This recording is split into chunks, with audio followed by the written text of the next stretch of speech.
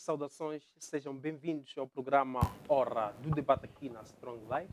Eu sou filósofo e mestre José Massango, autor das obras A Mente de Deus, Enciclopédia do Conhecimento e o Mar da Sabedoria. Podem seguir a minha página do Facebook, que é Filósofo José Massango, onde podemos conversar em torno de vários assuntos. Obrigado a todos que acompanham o nosso programa através da DSTV, canal 707, GoTV, canal 11, TV Cabo, canal 12, e a todos que acompanham o nosso programa ao vivo através da nossa página do Facebook, que é Strong Life, onde podem participar no nosso debate de hoje, deixando os vossos comentários em torno dos temas que nós iremos debater no dia de hoje. No dia de hoje nós temos convidados especiais, temos ativista social Inocêncio Manhique, também temos jurista Alfredo Wamba, que vão nos ajudar a debater em torno de temas pertinentes e atuais. Para já, irei saudar os meus convidados especiais de hoje, começando com o Dr. Alfredo Wamba. Doutor, saudações, seja bem-vindo ao programa Hora do Debate. Saudações, Massango, muito obrigado mais uma vez por poder estar aqui e cumprimentar também aos telespectadores da Hora do Debate. Obrigado. Doutor, antes de avançarmos para o nosso tema central do dia de hoje, qual é o ponto prévio que nos traz? Bem, o ponto prévio que trago tem a ver com a Comissão para a Análise e Verificação da Viabilidade das Eleições Distritais, criada pelo Governo, que está, portanto, a ser objeto de muito debate, um debate extremamente aceso a todos os níveis, na medida em que trata-se de uma comissão criada segundo critérios desconhecidos e para debater ou para emitir uma opinião em relação a um assunto que é extremamente sensível e um assunto tanto que está inclusive consagrado na própria Constituição. Portanto, é uma comissão que não tem clareza do ponto de vista dos critérios da sua própria criação e não tem também, vamos lá dizer, não apresenta critérios que usa, portanto, ou que usou para emitir a opinião segundo a qual não há viabilidade para as eleições distritais.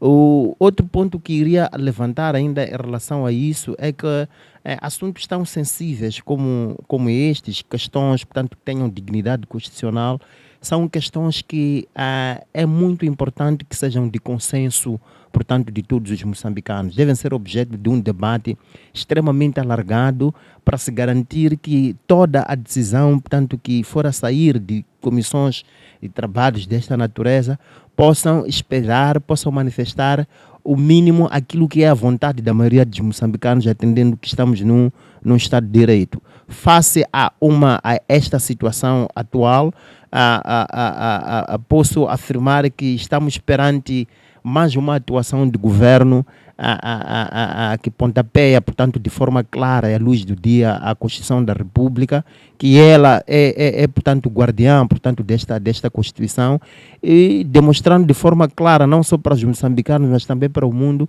que temos um governo que não respeita as leis. É uma situação bastante triste, é este, portanto, o ponto prévio que eu iria suscitar. Obrigado, doutor Alfredo Wamba. Passo agora para o ativista social Inocêncio Manhique. Ilustre, saudações, seja bem-vindo ao programa Hora do Debate. Boa tarde, Massango. Boa tarde a todo o povo moçambicano que me tem apoiado e que me apoiou desde o princípio. Sim, ilustre. Qual é o ponto prévio que nos traz? O ponto prévio que eu tenho a trazer aqui é no que tem a ver com o posicionamento da procuradora, no que tem a ver com a situação das vítimas do dia 18. Para dizer que não faz sentido o que a procuradora chegou a dizer, porque eu tenho o contacto da maior parte das pessoas que foram vitimadas naquele dia e ninguém do que tem a ver com o Estado, ou seja, de direito, tenha procurado nenhuma dessas pessoas para procurar saber na mais pura verdade o que terá acontecido. E 2 por 1, depois recebemos que 4 agentes estão a ser processados. E eu estou aqui para perguntar, estão a ser processados de quê?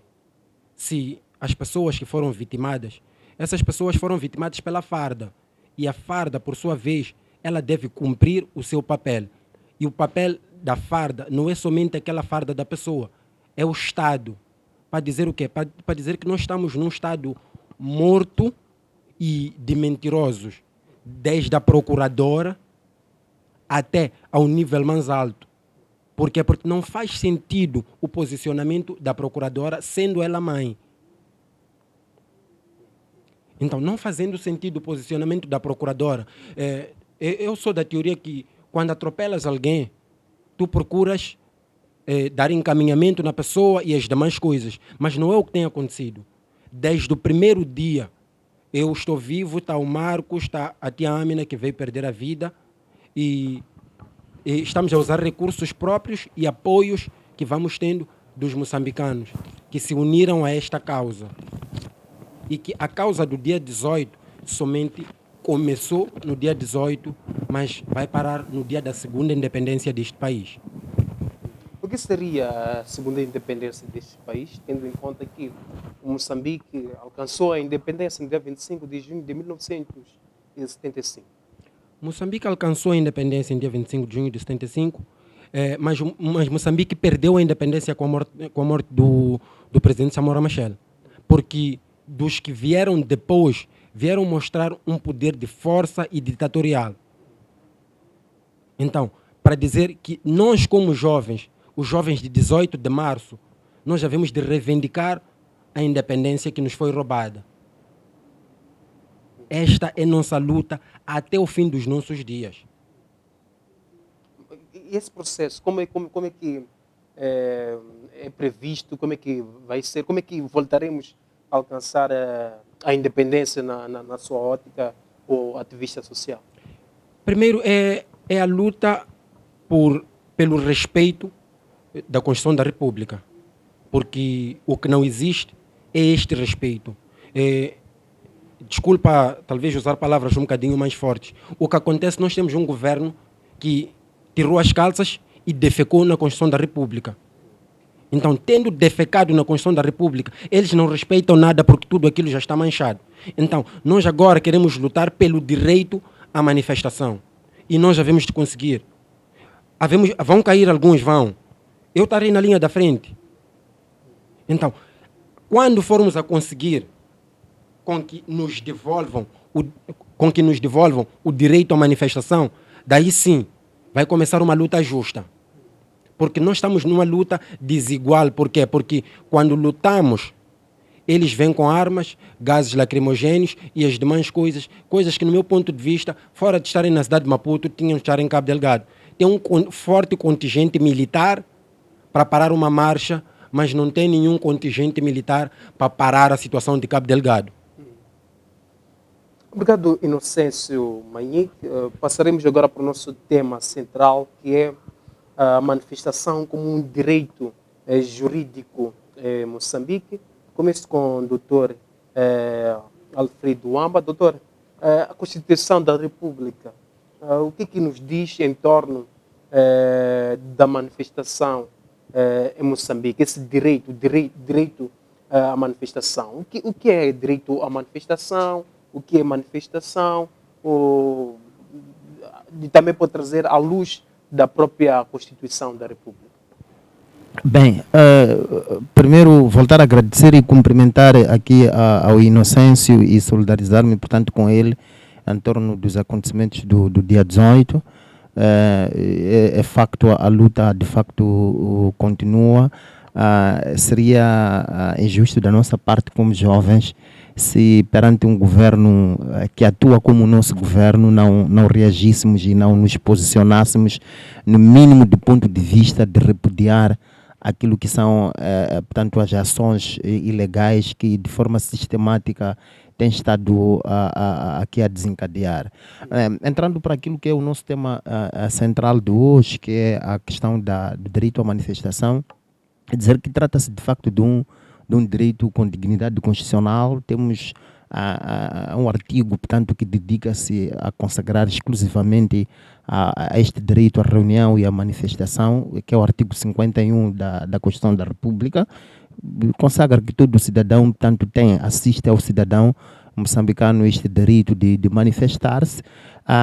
Existem, portanto, outras leis ordinárias que especificamente regulam esta manifestação, como a Lei 9 barra, se não me falha a memória, 91, que até traz conceitos um pouco mais amplos daquilo que é o direito à reunião, fala da prerrogativa que as pessoas têm de se reunirem de forma pré-ordenada num local, seja ele público ou privado, desde que não seja com o intuito de prosseguirem fins que sejam contrários à lei, à ordem pública, à ordem de tranquilidade pública, e que não ofendam, portanto, aquilo que é a moral a pessoas singulares e a pessoas coletivas. Portanto, trata-se de um direito constitucional. Associado a isto está também o direito à liberdade de expressão. Portanto, são direitos que poderia dizer que são conexos, porque quem, portanto, manifesta-se no intuito de demonstrar alguma vontade de expressar algum pensamento. Vem aí, portanto, o direito à liberdade de expressão, também assistir este indivíduo de manifestar-se, exteriorizar aquilo que, portanto, lhe ocorre, com fim último, portanto, de intervir em questões que sejam de índole tanto político assim como social. Porque o país, na verdade, é um país democrático, todos nós sabemos, e a democracia pressupõe, portanto, este conjunto de liberdades. Qualquer pessoa que entender que tem de emitir uma opinião, ainda que não seja ela vinculativa, mas a Constituição da República garante que todas as pessoas possam, portanto, manifestar a liberdade de pensamento, manifestando-se através, portanto, de várias formas e em vários locais, sejam eles privados ou públicos, conforme estava a dizer.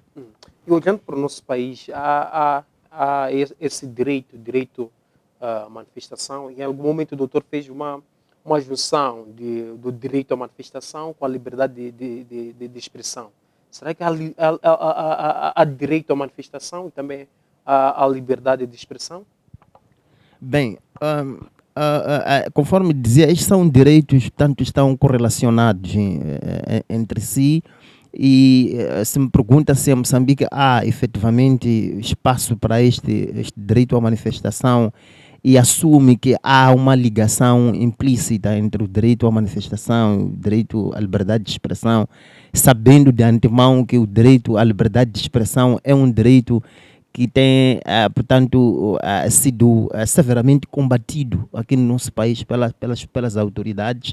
Logicamente que o direito à manifestação também há de correr o mesmo risco, atendendo-se que trata-se de um direito também associado e da mesma natureza. O que temos assistido na prática aqui em Moçambique, desde há muitos anos atrás, é uma perseguição, é um atropelo sistemático deste conjunto de direitos, que muitas das vezes as pessoas se questionam. No meu ponto de vista, as razões que podem estar por detrás disto encontram-se nas nossas ruas, no nosso dia a dia, nas nossas instituições, na maneira como o governo poder tem estado a dirigir os destinos do país.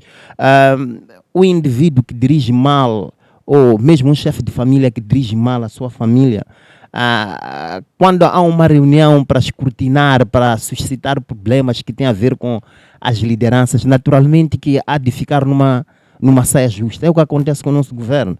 Tem estado a criar situações desnecessárias, mas isso justamente por medo de ver as suas lacunas exteriorizadas pelas pessoas. O governo já sabe que a partir do momento que há uma manifestação, há algum ponto, portanto, que esta manifestação estará a atacar. E um governo que já sabe que faz 99,9% de coisas de forma errada e contrária à própria lei, não há de estar de forma nenhuma confortável em ver, portanto, pessoas a se manifestarem. Se recuarmos um bocadinho para trás, encontramos várias organizações, como a Associação dos Médicos, acho que foi em 2021, vimos ali a tentar manifestar-se, vimos a manifestação inviabilizadas por razões desfundadas.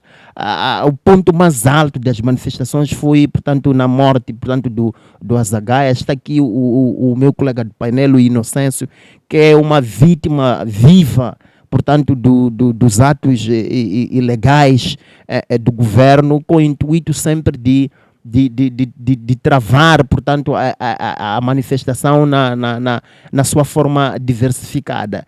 E um governo que, portanto, já sabe que tem estas deficiências, no meu ponto de vista, era esta a oportunidade de colher as diversas opiniões e sensibilidades e procurar alinhar-se de acordo com aquilo que são os anseios, portanto, do seu povo. Vimos o Presidente da República a intitular-se, a dizer que o povo é que é o seu patrão, no sentido de que o povo é que dirige, é que dita quais é que são os destinos, quais são as vontades sobre Moçambique, seus recursos. Mas isso não é verdade? Não.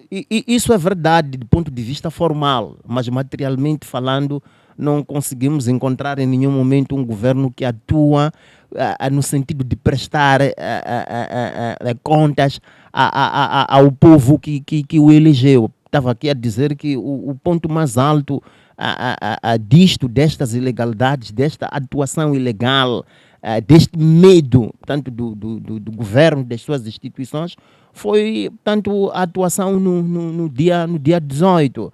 O que assistimos no dia 18 foi uma coisa que é inconcebível num homem médio, sobretudo numa altura como esta, em que em todo o canto do mundo preconiza-se a democracia, estas liberdades fundamentais, portanto, das pessoas. Vimos um contingente policial muito acima da média para ir procurar boicotar uma simples marcha fúnebre a jovens indefesos, sem qualquer instrumento, qualquer arma, ainda que seja branca, a tentarem, portanto, a gritarem povo no poder, povo no poder. Aliás, esta expressão povo no poder, vemos ouvindo desde os tempos de Samora Machel.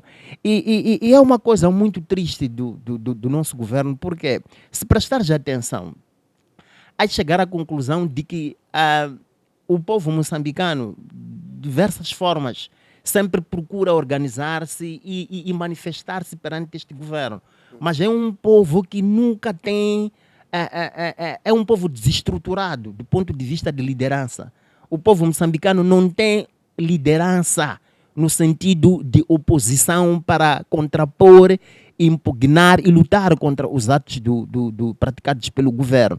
No entanto, que são questões que eu acho que são muito claras e que o próprio governo, imagina se naquele dia, por exemplo, não tivesse criado todas estas vítimas, teriam gritado povo no poder, e a coisa terá passado, porque há muitos anos isto vem acontecer, e é assim mesmo, não vemos nada estruturado. Há vários grupos, várias organizações de jovens que se manifestam de forma isolada, mas nunca há aqui uma coesão do ponto de vista de união de forças para fazer face, portanto, a este sistema que é opressor. E o governo já sabe disso, mas mesmo de agrupamentos isolados, ele consegue ficar numa saia justa, com medo, tira um contingente militar daquela envergadura e começa aí, portanto, a derramar sangue nas ruas de uma forma gratuita. É uma situação bastante triste, mas que não é algo de hoje, é uma perseguição, é uma ilegalidade, é uma forma de estar, é uma postura de Estado que já está... vamos lá dizer, enraizada.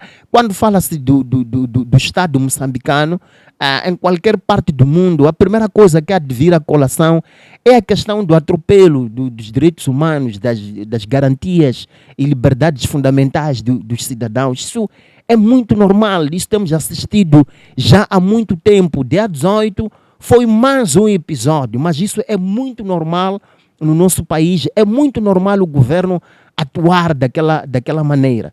E veja só, fez até um esforço de alguns dias a colocar ali o vice-comandante-geral da polícia a procurar justificar aquele tipo de vergonha. Mas, por exemplo, se eu te perguntar qual é o ponto de situação do coisa da guerra em Cabo Delgado, não has de ter nenhuma informação, porque não lhes interessa. É como se fossem eles, até os promotores daquela guerra, porque simples manifestações estão aí à frente com carros blindados, etc, etc. Resumindo, estamos, portanto, num estado, como estava a dizer aqui o Inocêncio, ditatorial, um estado que não tem um mínimo de respeito e consciência em relação àquilo que são os direitos humanos de um modo geral. Obrigado, doutor Alfredo Wamba. Passo para Inocêncio Manhique. Inocêncio, qual é a sua leitura em torno do direito à manifestação em Moçambique? Será que há esse direito à manifestação em Moçambique também fazendo uma junção com a liberdade de expressão? Há liberdade de expressão em Moçambique? Como eu dizia anteriormente, que o direito à manifestação existe. A liberdade de expressão existe. A liberdade de imprensa existe. Mas são coisas que estão sentadas. Estão sentadas, foram sequestradas e precisam de alguém para poder resgatar. E quem vai resgatar essas coisas? É o jovem. E no dia 18, eles não tiraram o olho de Inocêncio apenas. E eu sou um dador. O que eu fiz naquele dia, eu doei sangue às estradas. Doei sangue às estradas para que mais vampiros pudessem se levantar. Então foi o que aconteceu. E dali em diante, eu digo que nasceram muitos Martin Luther King, dali nasceram Che Guevara, nasceram Fidel Castro, que vão fazer a história deste país. Aqueles senhores de 60 anos que estão a comprar alguns jovens, porque está a acontecer, aqueles senhores de 60 anos que tinham de estar reformados, aqueles senhores tinham de estar reformados, porque a nossa Constituição, a nossa lei, não sei o quê, diz que até os 60 anos tens de estar aposentado, tens de estar sentado em casa a brincar com teus netos. O que estão a fazer? Eles estão a brincar, fora de brincar com os netos, estão a brincar com o Estado moçambicano. E o Estado moçambicano acaba sendo o neto de todos aqueles senhores que sequestraram este Estado. O que acontece? As nossas leis não se fazem sentir porque, principalmente com o atual Presidente da República. Para mim, o atual Presidente da República é ritualista. O que significa isso, Inocêncio? Ele lida com situações do gênero da Metramo, não sei o quê, e todas essas coisas. Porque, para mim, só a investidura do Presidente da República tivemos a situação do estima. E sabemos nós dizer que situações ritualistas envolvem sangue. Então, este país, antes de mais nada, este país precisa de um evangelho verdadeiro. Não do guerra que se esfrega com eles lá na Assembleia e os demais sítios. Precisa daquilo que nós chamávamos da igreja primitiva. Nós precisamos buscar enraizar, termos um encontro direto com Deus. Por quê? Porque nós fomos envolvidos em situações. É por isso que nós não conseguimos até nos manifestar. Por quê? Porque eles já domam-nos. Um presidente da República tem capacidade de poder fazer isto e aquilo em formas de rituais. A Bíblia já é clara. A quando da investidura de Davi, Saul perdeu o poder. Por quê? Porque lhe foi tirado o poder que lhe foi conferido. Então, para dizer o quê? Para dizer que quando te tornas presidente da República, tu te tornas pai de uma nação. Então, na mais pura verdade, o que nós precisamos nos lavar destas pessoas. Porque essas pessoas não são só más. Essas pessoas carregam dentro de si algo muito anormal. Esses tipos parece que vêm de mártir, vêm de não sei o quê, mas não são desta terra. Digo de coisa real, esses tipos não são desta terra. Porque governar desse jeito não é governar aquilo. Esses tipos não têm ciência de governação. Porque governar, no meu ponto de vista, não é esperteza. Governar é uma ciência. Então, nós estamos diante de um governo que não tem ciência de governação. Por isso que, se nós se nós não arregaçamos as mangas, nós não vamos a lado nenhum. E nós precisamos lutar. Não falo da luta física neste momento, mas sim Falo de uma luta do campo intelectual, do campo ideológico. Porque quem tem arma já não consegue ser inteligente. Por quê? Porque não confia mais nada fora das armas. Então, é o que deixa este governo, no meu ponto de vista, analfabeto, não, burro. Este governo torna-se burro porque não confia em mais nada, confia na arma.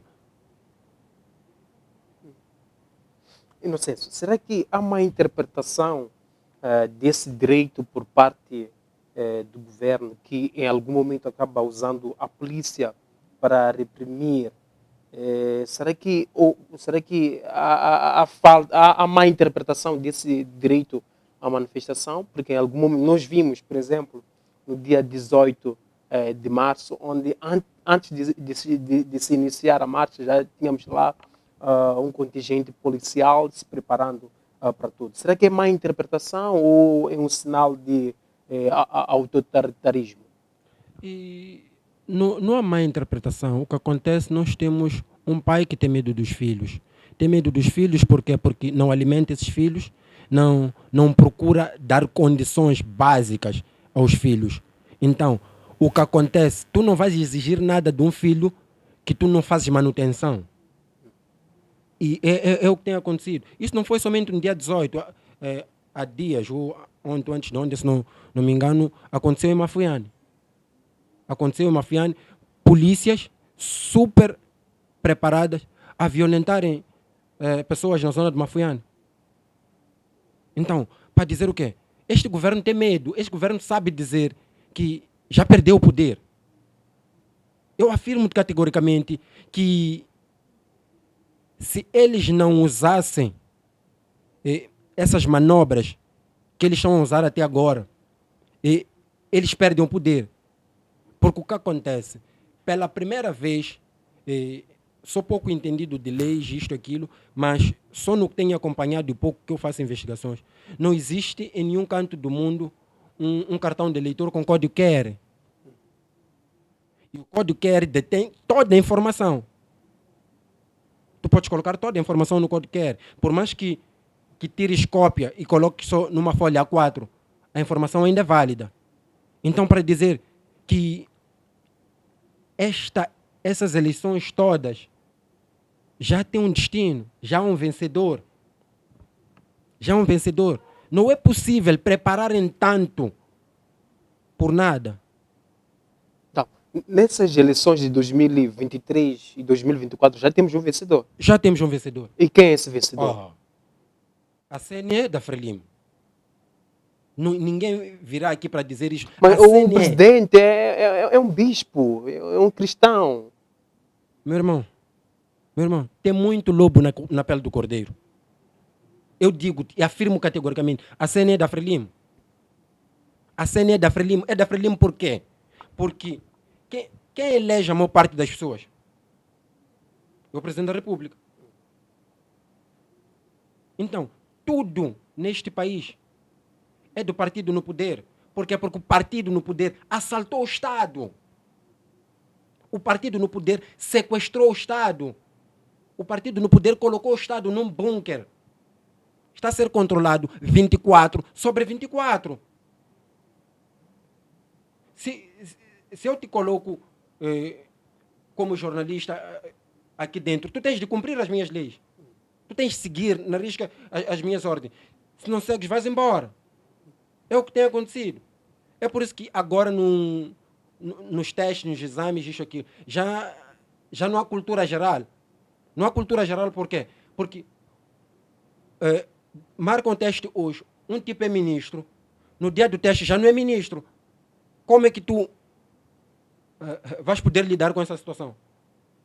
Este país está vendido. Este país está vendido. Para quê? Primeiro, o maior empresário deste país aqui é a Frelimo. O segundo maior empresário deste país é a China, são os Estados Unidos, não sei o que tem interesses e destroem. Por quê? Por causa de pessoas que têm interesses do bolso. As pessoas que têm interesse do bolso somente querem ter riquezas onde? Nas Bahamas e os demais sítios. e não desenvolvem o país. A ideia desses tipos nunca é desenvolver o país. Desapareceram tantos dinheiros aqui que construíram esse país aqui, mas não construíram por quê?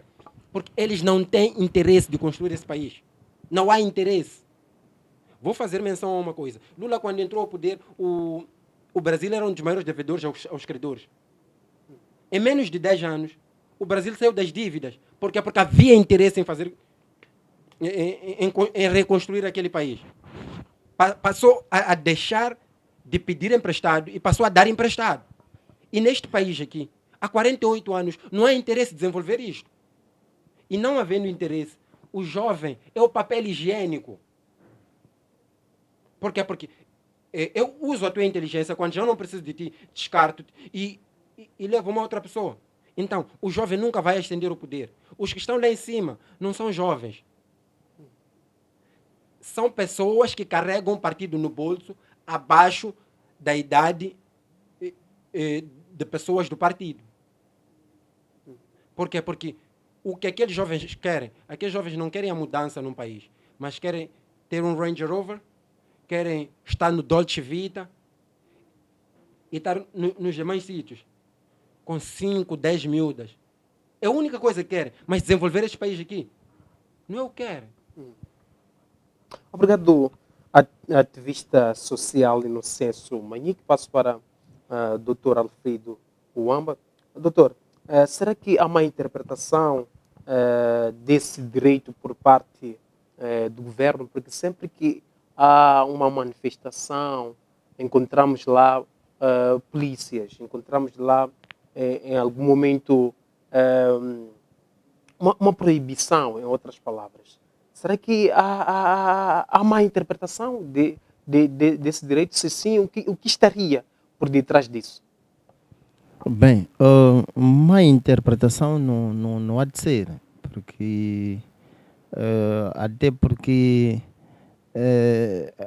é um direito consagrado de uma forma muito clara e muito simples. Então não estaríamos aqui em sede de uma má interpretação. O que eventualmente não, com certeza há de estar a acontecer, é aquilo que eu estava a dizer. O governo, devido às profundas lacunas que tem na sua atuação geral como administração pública, tem medo, portanto, de ver-se interpelada. E se esquece. É extremamente contraditório isto, porque a interpelação dos órgãos da administração pública é uma das formas mais básicas do exercício, portanto, da democracia. Então, quando assistimos de forma sistemática o governo a procurar impedir a participação ativa e democrática, portanto, dos cidadãos na vida social e política do país, não está simplesmente a dizer-nos com isso que interpreta mal as leis.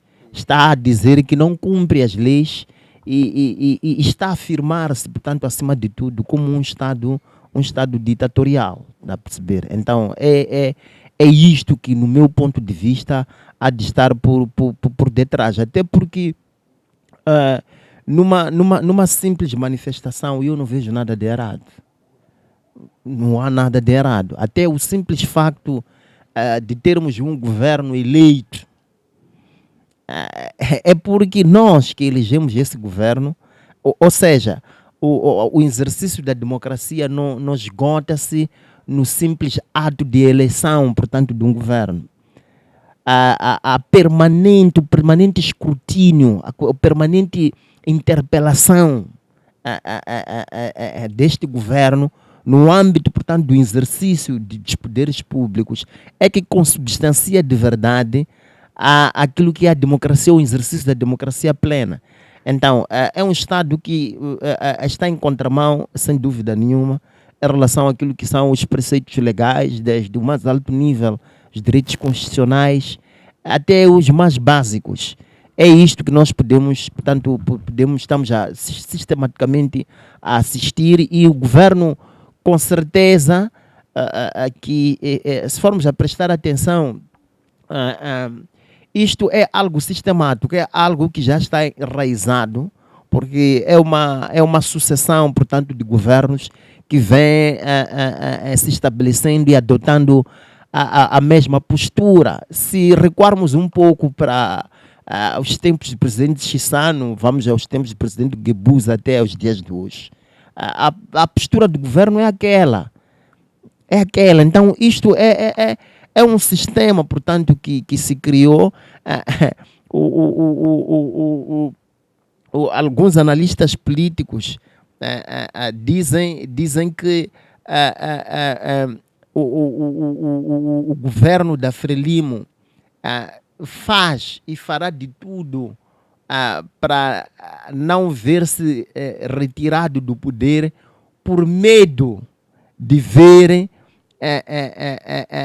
algum outro partido ou algum outro poder a dirigir os destinos dos moçambicanos. Quer dizer, ele tem um amor, vamos lá dizer, prejudicial, que fará de tudo. A questão aqui não é democracia, a questão não é essa. É aquele ideal de que a Frelimo é que libertou este país, os veteranos da luta armada, etc, etc, nenhum tirano. Quando fala-se ali do nenhum tirano nos irá escravizar, do ponto de vista, portanto, do governo da Frelimo, o tirano é todo aquele que pode eventualmente substituir a Frelimo, ainda que seja de uma forma constitucional, ainda que seja por via eleitoral também. Será um tirano. É esta concepção, é esta lavagem, é este refreshment, é esta mudança que é importante que seja introduzida. Tinha até que ser introduzida de uma forma pacífica, através de todas essas manifestações que o povo, através de diversos grupos do ativismo social, procura fazer, mas como o governo não permite dar desta postura de arrogância, esta postura belicista, de alguma outra forma o povo moçambicano terá que introduzir mudanças. E a própria Constituição da República dá esta alternativa. O artigo 80 da Constituição da República consagra aquilo que chama-se direito à resistência. Direito à resistência é a prerrogativa que um cidadão tem de não acatar a ordens que sejam ilegais, a ordens que atentem tanto contra a sua própria integridade, seja ela moral, ao seu patrimônio. Tem, portanto, o cidadão este direito à resistência perante uma atuação que seja ilegal, independentemente do órgão que estiver a protagonizar esta atuação ilegal. O cidadão tem esta prerrogativa de oferecer resistência, é constitucional, que ele resista. Então, peço eu que, se o governo não ganhar consciência nos próximos tempos, o que vai acontecer é isto. Isso é espécie de uma rebelião. Uma rebelião que é constitucional, que é legal. Alguém estar a protagonizar atos que sejam prejudiciais, tu tens direito de te rebelar, de levantar e lutar e resistir, portanto, à ação daquela pessoa. É isto que, infelizmente, nos próximos tempos há de restar aos moçambicanos, porque a introdução de mudanças através de formas, vamos lá dizer, que sejam católicas e diplomáticas, como a manifestação, etc, etc, a liberdade de expressão, isto cria alergia ao governo. Então, em algum momento, a morte, por exemplo, do Azagaia, o sucedido no dia 18, dia em que o colega Inocêncio foi vítima, tanto da nossa polícia, foi um dia que demonstrou de forma clara que o povo moçambicano vive um clima, vamos lá dizer, de uma paz armada. Há em todo moçambicano, se não todo moçambicano, a maior parte dos moçambicanos, este sentimento de esta necessidade de explodir, de ver alguma coisa mudar. Isso ficou claro. Todo jovem, os jovens saíram praticamente dali da Praça da Independência a pé até o cemitério. Eu assisti o cortejo fúnebre quando foi interpelado pela polícia, acho que foi ali na Júlio Nyerere, perto da presidência.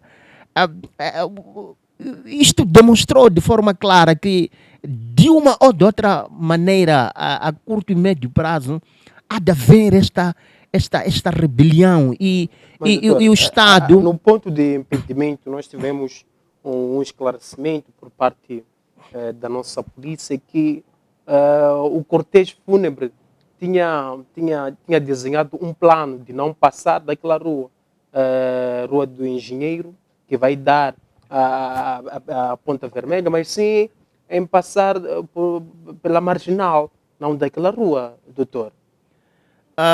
Bem, é assim, até porque por razões protocolares isso pode ser verdade, que haja um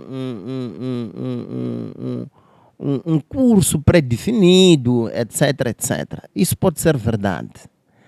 A questão que está sendo criticada, que evidenciou-se mais, que não é criticada apenas de um plano nacional, mas a nível internacional, é a atuação, portanto, dos órgãos da administração pública, da polícia, neste caso.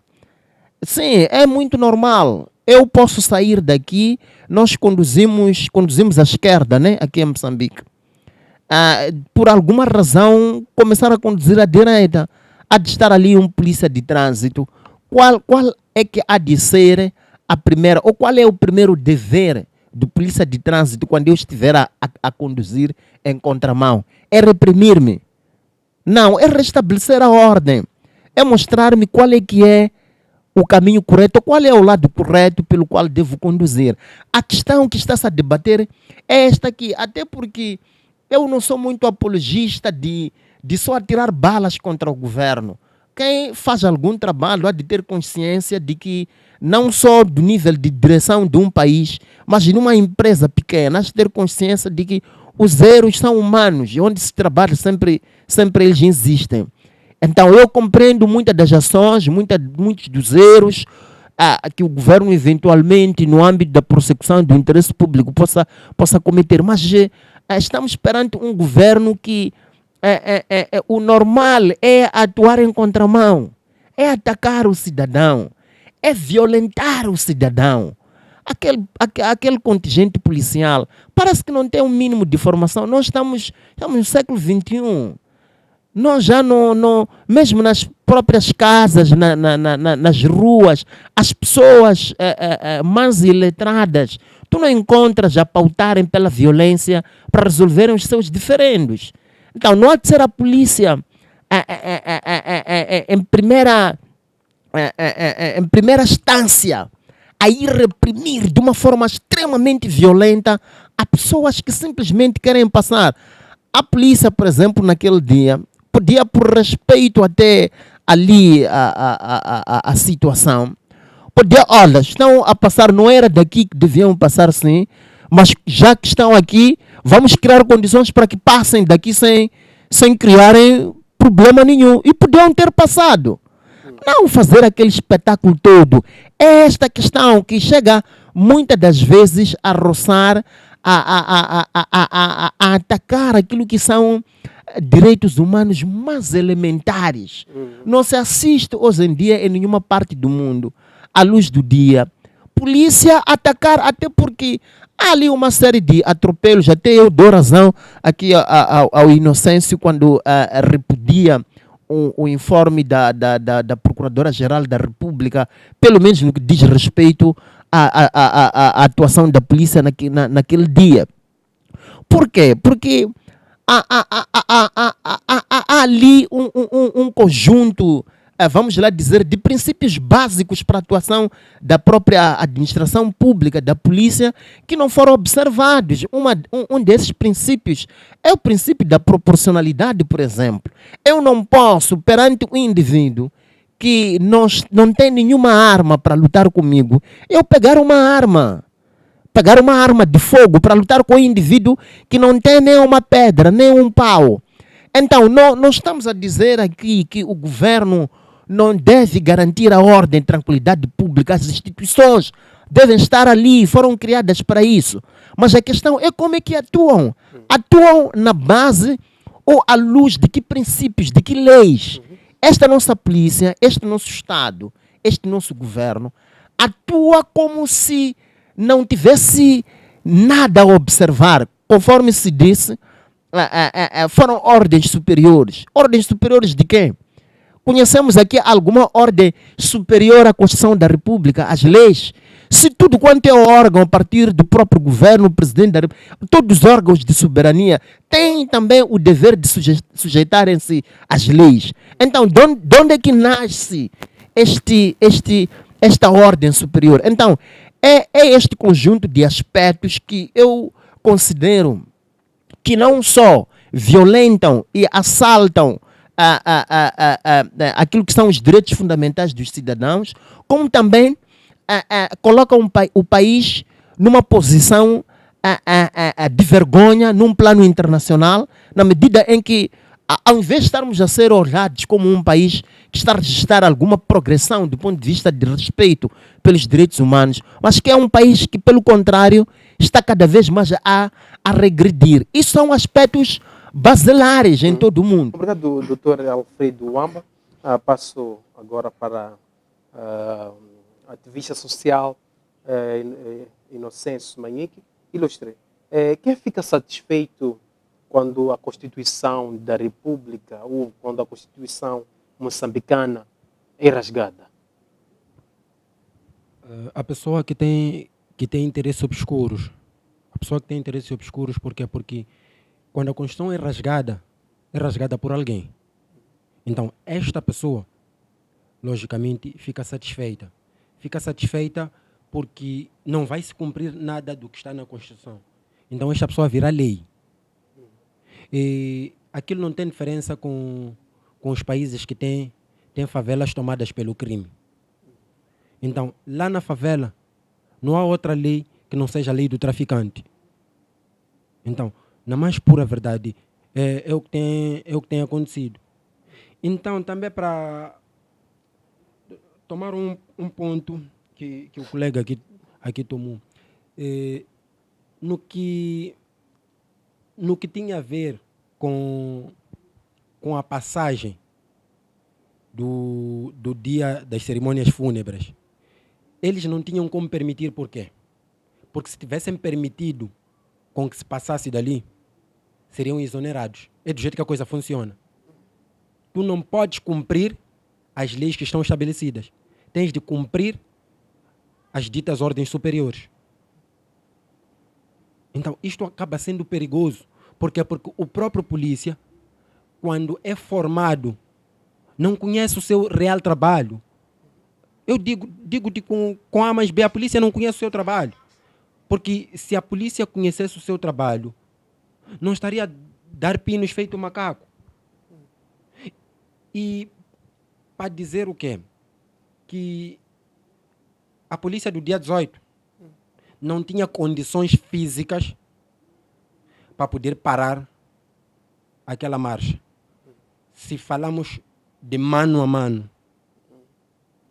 Tenho alguns anos de artes marciais e que, mesmo se me derem 2, com um olho que ficou num tatame, eles não têm condições. Eles não têm condições. Para dizer o quê? É tomarem muito cuidado com os próximos passos, porque eu estou a ponto de oferecer resistência quando a coisa não for boa. Daqui para frente, do mesmo jeito que a polícia vier, se ela vier para resolvermos, havemos de resolver. Mas se ela vier com violência, eu digo que não vai ser bonito. Por quê? Porque eu fui calmo, fui sereno, até que as coisas ficaram assim. E eu acredito que esta dor não é só minha. É de muitos moçambicanos. E vamos parar e olhar para trás, para os revolucionários que retomaram a paz à força. não nos peçam para que façamos isso, porque do mesmo jeito que uniram-se as três frentes, nós temos capacidades suficientes. Estamos a gerir situações nos dias de hoje, milhões de jovens moçambicanos. Eu digo que tenho conversado até com alguns antigos combatentes que estão nesta causa pacífica, mas não nos venham com força, porque não têm capacidade. Não são armas, porque vão matar 3, 4, 5 pessoas, mas não têm capacidade. Para dizer, polícia não tem capacidade. Então, não venham com força, porque vamos responder com força. Quem quer olhar como ameaça, que olhe, mas nós somos ameaçados todos os dias quando nos é tirado o pão, quando o nosso governo não nos emprega, quando a situação de escoamento do produto, as estradas não estão em condições. Então, aí a paz é ameaçada. Não são só falácias do inocêncio, mas a paz é ameaçada quando o direito básico não é colocado. Inocêncio, recebemos no programa Hora de Debate o deputado Venâncio Mondlane, onde em algum momento falou da manifestação nos tempos da pandemia, onde nós vimos a organização da juventude moçambicana, o JM, numa manifestação em que em algum momento uma outra organização queria ter a mesma manifestação e isso não aconteceu. Por que os membros da Frelimo são permitidos a marcha e os membros da sociedade civil não são permitidos e em algum momento acabam sendo perseguidos? Desculpa, vou talvez cortar esta parte. Não é OJM, é OJF. O que é OJF? Organização da Juventude da Frelimo. Aquilo não é OJM. Não há quem lá dentro tem uma palavra contra o que tem a ver com os estatutos da Frelimo. Seja certo ou errado, ninguém pode dizer nada contra. Então, não é OJM. OJM seria o quê? Seria eu ter a liberdade de expressão dentro. Então, para dizer o quê? Para dizer que a OJM são jovens neste país aqui que tem tudo quanto é direito. E a sociedade civil são filhos do padrasto. A OJM é filho do pai. Filho do pai é aquele que é mimado, não sei, aquelas coisinhas todas. Então, a sociedade civil são agricultores, camponeses, não sei o quê. Aqueles que praticamente não valem nada. Por quê? Porque se nós tivéssemos alguma valia para eles, os direitos básicos, não chegaríamos a manifestações. Sabes, o moçambicano não está a pedir muita coisa. Ou a sociedade civil não está a pedir muita coisa. Está a pedir ser governada. Que é o que não está a acontecer. Nós estamos a pedir ser governados. O povo é meu patrão. Esse slogan é um X. Nós temos um empregado que rouba o seu patrão. Nós temos um empregado que faliu a empresa. Este empregado faliu a empresa. E eu hoje venho para perguntar ao empregado: come on, o que está a acontecer? A empresa faliu. Como é que vamos fazer? Não há pão em casa. A empresa está prestes a fechar. Se o povo é meu patrão. Então, também, já me esquecia. Eu venho aqui também para pedir para a Mamã Graça, pedir encarecidamente a Graça Machel, aquela que é nossa mãe, que levante uma marcha. Que levante uma marcha contra toda esta situação. Primeiro, queremos a marcha sobre Cabo Delgado. Depois, dentro da mesma marcha, que tragamos dísticos, camisetas e demais coisas para repudiar esta situação das eleições. Se na mais pura verdade, a Mamã Graça está com a sociedade civil, está com o povo moçambicano. Venha Graça Machel, venha o Suf Momadi, venha o Lutero Simango e a sociedade civil está de mãos abertas para vos receber a qualquer dia, a qualquer hora, minuto, segundo, seja madrugada. Mas nós pedimos a vocês que são nossos pais, a vocês que têm o direito de poder fazer isto. Nós queremos marchar sobre as artérias desta cidade, onde o nosso sangue foi derramado. Pedimos verdadeiramente, Mamã Graça, esta mensagem vai direto para ti. Obrigado, Inocêncio. Amanhã que passo para o doutor Alfredo. Doutor, como podemos ultrapassar esta situação? Bem, existe uma única forma de ultrapassar-se isto, que é as autoridades passarem a fazerem o seu papel. O que está a acontecer é que as autoridades não estão a fazer o seu papel, estão a inventar coisas que não estão previstas nem na lei e não são conhecidas praticamente por ninguém. Se, por exemplo, recuássemos um pouco e assistíssemos a uma polícia que procura, pelo contrário, apoiar as pessoas que precisam, que manifestam a sua liberdade de pensamento de diversas formas, nós estaríamos aqui a debater isto. Se calhar estaríamos aqui a suscitar debates sobre outros temas em áreas onde houvesse necessidade de mudança. Então, esta é a única solução que eu vejo. Em relação à colocação que fizeste, de uma marcha que há de ter decorrido, que o deputado Venâncio Mondlane fez referência em plena pandemia, acho que foi da OJM, por uma razão muito simples, é aquilo que eu estava a dizer, que a Frelimo, que é o partido no poder, ama tanto Moçambique, que ainda que tenha que cometer crimes para não ver ninguém a liderar Moçambique, a substituir o lugar dele de amor por Moçambique, ele vai fazer. Conforme eu explicava, que aquela parte que diz nenhum tirano nos irá escravizar, eles olham para este tirano como qualquer pessoa que quer tirar, portanto, este governo do poder. É por isso que, mesmo em plena pandemia, aquela agremiação, por ser parte integrante, portanto, do partido, podia, porque seria demonstração de amor, seria algo benéfico para os moçambicanos. Ou seja, a única coisa boa que pode ser de proveito para Moçambique só pode ser feita pela Frelimo. É por aí onde nasce aquele slogan: a Frelimo tudo fez, tudo faz, porque não pode encontrar nenhum outro elemento que seja diferente. Portanto, é esta concepção.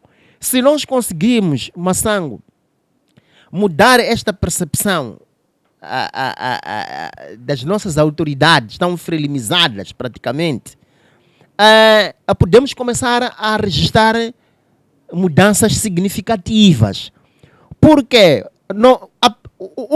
um dos locais de debate público aceso é a Assembleia da República.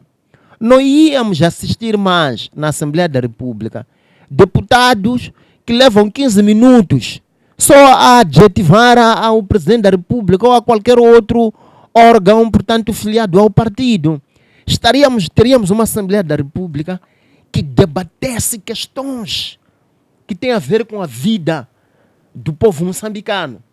E é a partir do momento que se debate, que se conversa, que chega-se a alguma solução. Olha, se mesmo em situações de guerra se diz que o diálogo é a melhor saída, é a melhor solução. Por quê? Porque no diálogo há debate, há ideias opostas, há a união do útil e do agradável, há conciliação de posições no debate, na conversa. E estamos perante um governo que não vê outra pessoa a debater com ele, senão ele próprio. Não vê outra pessoa a governar. Um simples município. Quantas vezes é que assistimos a membros do partido a falarem mal, a descredibilizarem alguns municípios que não estão, por exemplo, nas mãos do partido? Porque a guerra, e isto é muito triste, porque isto é que determina o insucesso que Moçambique tem estado a registrar, porque não há um debate que conduz a consensos benéficos para o país no seu todo. Então, a solução há de passar necessariamente da reconciliação nacional. Pessoas reconciliadas não precisam estar no mesmo partido. Pessoas reconciliadas não são pessoas que têm a mesma opinião. Eu penso que são conceitos muito básicos que eu não consigo perceber como é que nós não entendemos. Porque para nós caminharmos juntos, não é porque gostamos da... Quantas vezes tu convidas Massango alguém para ir almoçar? Quando chegam lá, cada um pede seu prato. Há quem pede água, quem pede cerveja, outro pede vinho. E depois dizem que nós almoçamos juntos. E fechamos um bom negócio. Só vão comer comida diferente. Então, estes conceitos básicos devem ser apregoados, devem ser percebidos ao mais alto nível, para que mesmo futuros partidos políticos que forem a nascerem com esta consciência. Eu não preciso de ver uma Renamo ou um MDM que só ataca, vai sentar ali só para atacar. Também não fico feliz em ver uma Frelimo que está ali como uma força simplesmente para andar a atacar a oposição. Não estamos a debater o país. O país não tem como crescer. Eu não fico feliz em ver uma polícia republicana, que é de natureza republicana, e de repente, em sede de uma atuação respeitante a assuntos tão sensíveis e tão constitucionais, a agir em nome de ordens superiores, do indivíduo isolado. Então, são estas questões que não tem como o país desenvolver se isto não despertar na mente das pessoas. Se nós não olhamos para o presidente da República e dizer, ok, o engenheiro Nunce até é uma pessoa extremamente pacífica, com coragem, até foi a Serra de Ngorongosa, fez isto, mas aquilo, é simples, tem uma articulação simples, não fala palavras difíceis. Se podemos reconhecer isto, também podemos reconhecer que ele não sabe tudo. Se ele é engenheiro, pode ser um engenheiro mecânico ou agrônomo, não há de ser, por exemplo, um engenheiro civil, por exemplo.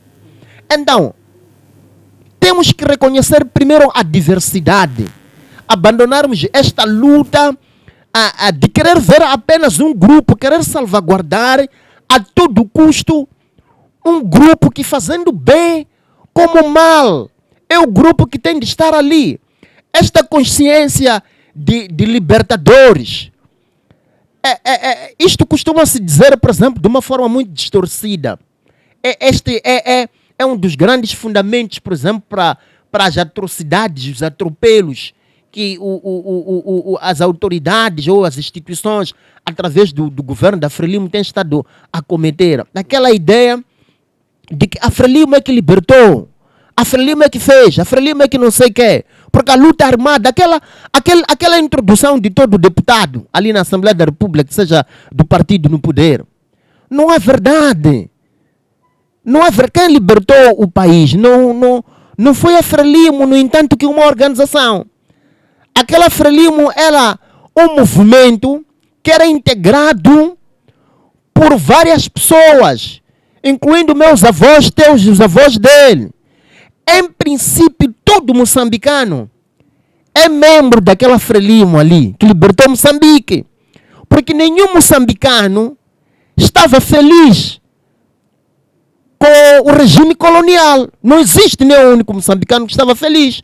Podemos encontrar um e outro que tinha algum benefício, fosse assimilado ou qualquer outra coisa. Mas, em última instância, como moçambicano que almejasse alguma dignidade, não estava feliz com aquele sistema.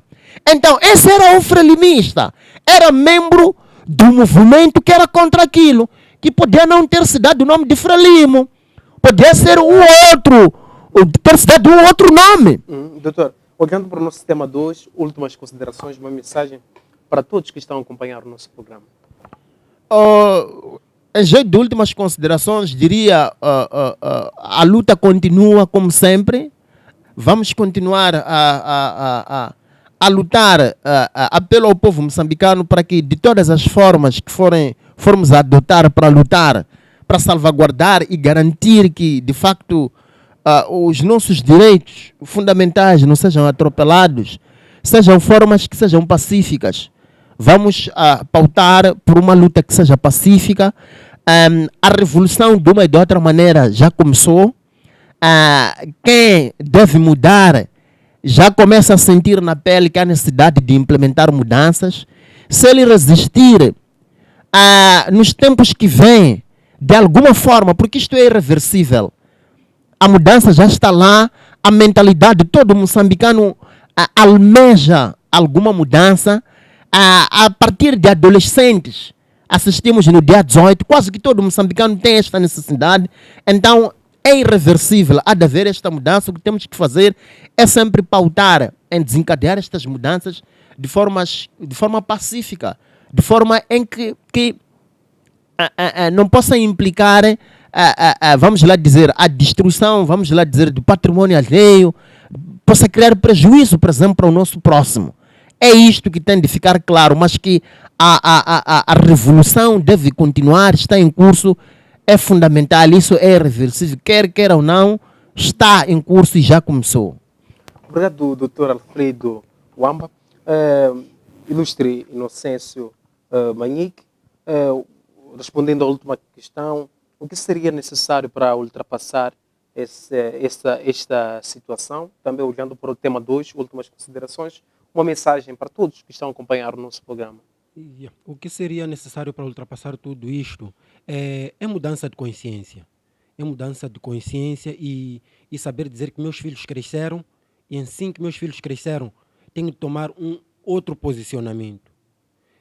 E agradecer ao programa, agradecer a todo o povo moçambicano, os que me apoiaram e alguns que ainda continuam me apoiando. Sim. Obrigado, Inocêncio Manhique. Obrigado, Dr. Alfredo Wamba. Obrigado a todos que acompanharam o nosso programa através da nossa página do Facebook. Temos aqui a mensagem da Mira Moiane, que diz palavras sábias, Inocêncio. Temos aqui a mensagem da Verônica Kia, a felicitar todos os comentadores. Temos aqui a mensagem do Bernardino, que diz boa tarde. Temos uma outra mensagem do José Eugênio, que diz boa tarde, ligado. Temos aqui a mensagem do Tropa Incansável. Temos uma outra mensagem do Derso Ndop. Obrigado a todos que acompanharam o nosso programa através da nossa página do Facebook, que deixaram comentários relativamente aos temas que nós abordamos no dia de hoje. Obrigado a todos que acompanharam o nosso programa através da DSTV, GoTV e TVK. Eu sou Teo Filósofo e mestre José Maçã, autor das obras A Mente de Deus, a enciclopédia de conhecimento humano, da sabedoria. Deus abençoe.